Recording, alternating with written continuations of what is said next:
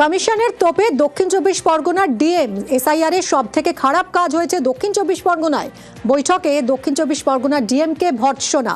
সোমরাজের থেকে আরো ডিটেলে জানবো। সোমরাজ, কি কারণে দক্ষিণ চব্বিশ পরগনার ডিএম কে ভর্ৎসনা কমিশনের?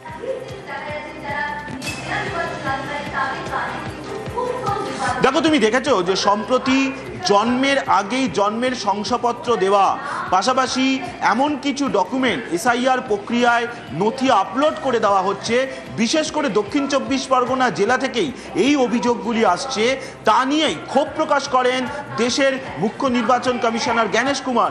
যেটা তোমাকে বলছিলাম, আজকে এই 1 ঘন্টা 40 মিনিটের বৈঠক চলাকালীন সময় দেশের মুখ্য নির্বাচন কমিশনার সেই ডকুমেন্টগুলিকে তুলে ধরেন এবং তুলে ধরে দক্ষিণ চব্বিশ পরগনা জেলা শাসককে উদ্দেশ্য করে বলেন যে আপনার জেলায় সব থেকে খারাপ কাজ হচ্ছে। অর্থাৎ দক্ষিণ চব্বিশ পরগনা জেলা থেকে এর আগেই এসআইআর এর এই নথি যেগুলি আপলোড করা হচ্ছে শুনানি থেকে ভোটারদের থেকে নিয়ে, সেই নথি আপলোড নিয়ে ইতিমধ্যেই প্রশ্ন উঠছে। কারণ বেশ কিছু ক্ষেত্রে দেখা যাচ্ছে এমন কিছু নথি আপলোড করা হচ্ছে যেগুলি এসআইআর এর নথির মধ্যে গ্রহণযোগ্য নেই। তারপরেও সেই নথিগুলি আপলোড করে দেওয়া হচ্ছে। ইআরওরা ভেরিফাই করে দিচ্ছেন, ইআরওরা সার্টিফাই করে দিচ্ছেন, এমনকি জেলা শাসক পর্যন্ত সার্টিফাই করে দিচ্ছেন।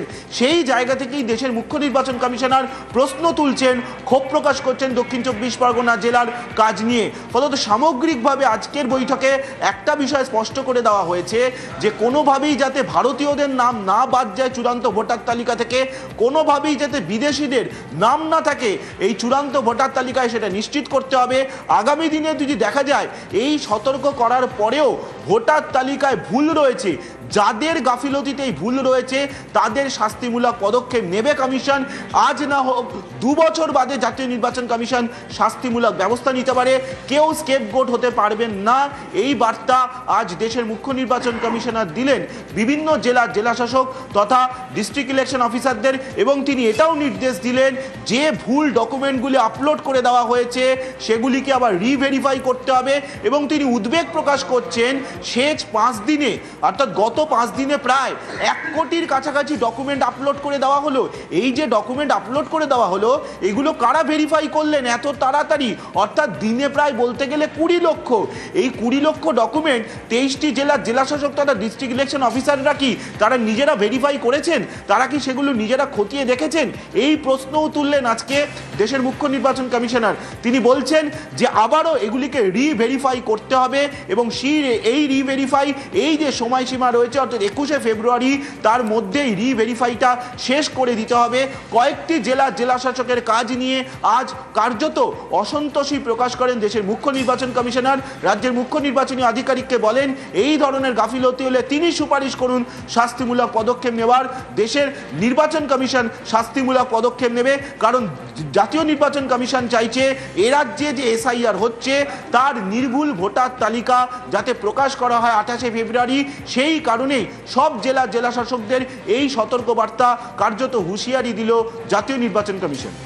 সঙ্গে থাকো সোমরাজ। অত্যন্ত গুরুত্বপূর্ণ খবর, জেলা শাসকদের কড়া হুঁশিয়ারি নির্বাচন কমিশনের। ডিইওদের সঙ্গে বৈঠকে নির্দেশ, মুখ্য নির্বাচন কমিশনারের একগুচ্ছ নির্দেশ দিয়েছেন তিনি। পালাতে পারবেন না জেলা শাসকরা, হুঁশিয়ারি কমিশনের। গাফিলতি ধরা পড়লে ইআরও ডিএমদের বিরুদ্ধে ব্যবস্থা নেওয়া হবে। কড়া হুঁশিয়ারি মুখ্য নির্বাচন কমিশনারের। অপ্রাসঙ্গিক তথ্য আপলোড না করার পরামর্শ। নির্দিষ্ট নথির বাইরে অন্য কোনো নথি যাতে দেওয়া না হয়। নিষ্পত্তির পরও এসআইআর নথি ফের যাচাইয়ের পরামর্শ। ভুয়ো ভোটার যেন তালিকায় ঢুকে না পড়ে। ডিইওদের বৈঠকে নির্দেশ মুখ্য নির্বাচন কমিশনারের। এবং শুধু তাই নয়, কমিশনের তোপে আজ দক্ষিণ চব্বিশ পরগনার ডিএমও। এসআইআর এর সব থেকে খারাপ কাজ হয়েছে দক্ষিণ চব্বিশ পরগনায়। বৈঠকে দক্ষিণ চব্বিশ পরগনার জেলা শাসককে ভর্ৎসনা।